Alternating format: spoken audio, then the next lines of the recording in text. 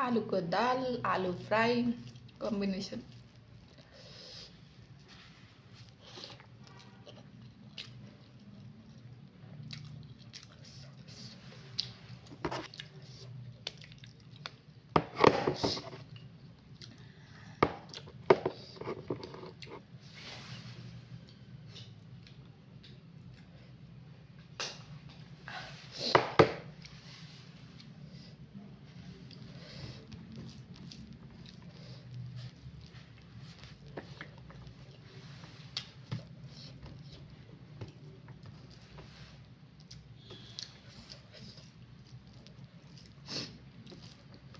अलिक डढे गाइस, डढेर के भन्छ टेस्ट नै गयो।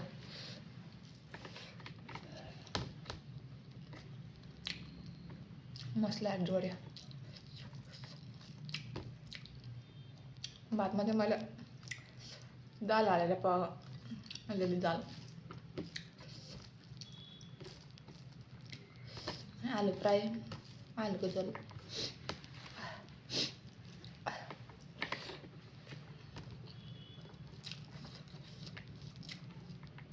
सुक्खा हुन्छ भनेर आलुको दाल बनाएको। अनि दाल चाहिँ किन मिसाएको भन्दाखेरि पकाउनु मान्छेले बार बार अलिकति हो नि खान्छु भनेर भातमा हालिदिएको, प्रोटिन भेट्छ भनेर। Just for protein.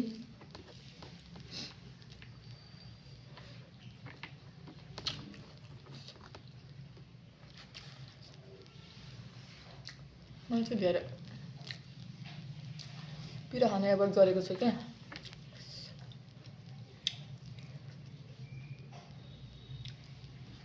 धेरै राम्रो होइन, त्यही भएर कन्ट्रोल गरेको।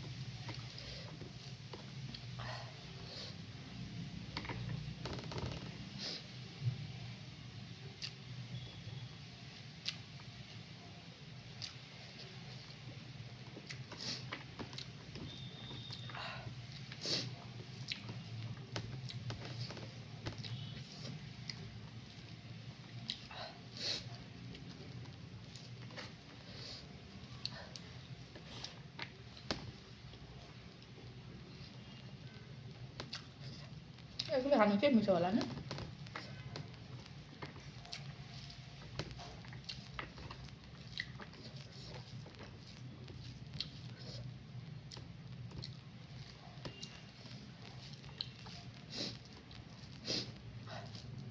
भोलि चाहिँ मासु लिएर खानुपर्छ होला।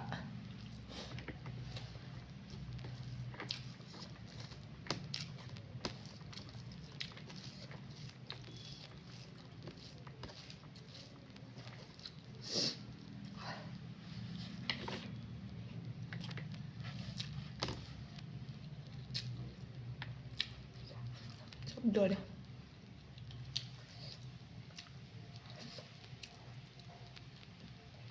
सब्जी डढेर मिठो हुन्छ, मसला डढ्यो नि त।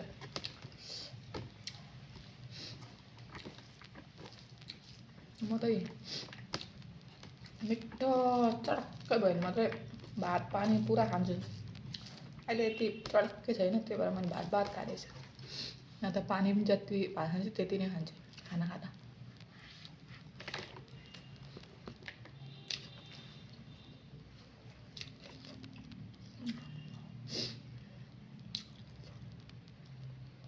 पानी चाहिँ गरम गरिरहेको छु, अड्के पनि ला। गरम पानी खान्छु नि त म। 1 सालै भयो गरम पानी खाएको, सुकेर खत्तम न म चाहिँ।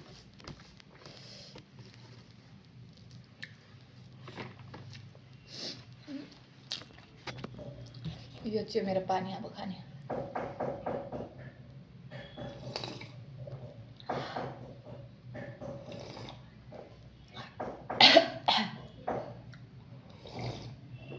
यस्तो सर्किने बानी चाहिँ साह्रै नराम्रो।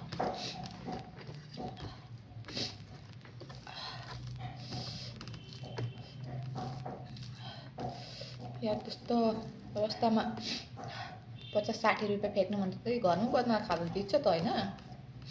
मान्छेहरू रस्ता रस्ता पुरा किन्दै खान्छ 60 रुपियाँमा 70 रुपियाँमा 50 मा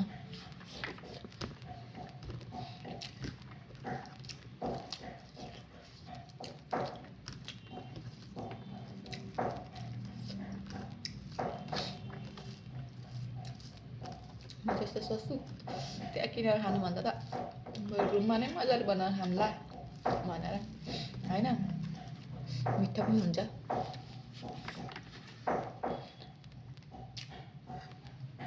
खानु मन लाग्यो थपी थपी खाँदा हुनु भयो साथै पनि थप्नुहुन्छ जस्तो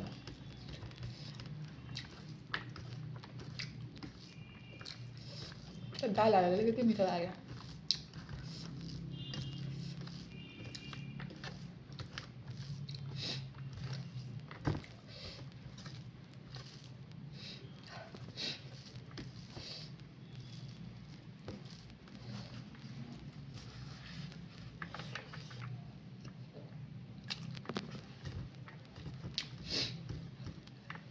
एकदमै गर्नु यस्तो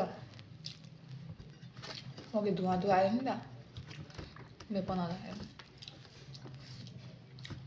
डढेर खोर्सानी डढेर नाकभित्र पऱ्यो त्यही भएर सर्दी लाग्यो जस्तो भयो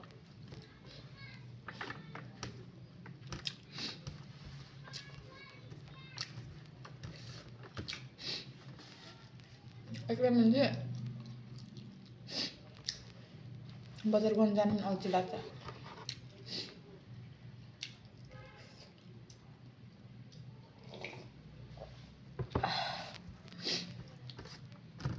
पिकलले भनेको डब्बामा रस्तामा रहेन रहेछ पुरानो रहेछ त्यस्तो खानुभन्दा पनि नखाएको इच्छा नखाएकै राम्रो भनेर ल्याइन यतिखेर पिकल कस्तो याद आउँदैछ खाना मिठो नहुँदाखेरि पिकल खाए पनि मजा आउँछ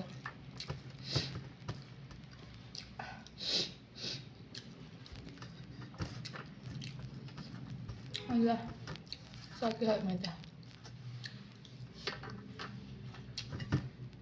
यत्रो भात खाएर पनि मट्टै नहुँदा त भात के खानु मैले फिस्टा भइसकेको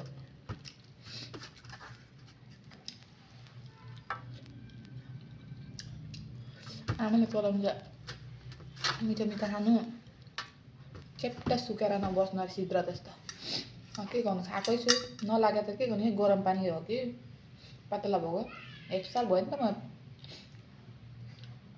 डेली एक दिन होइन डेली अलिकति पनि होइन भने थुप्रो गरम पानी पिउँछु म सब बिल्यो म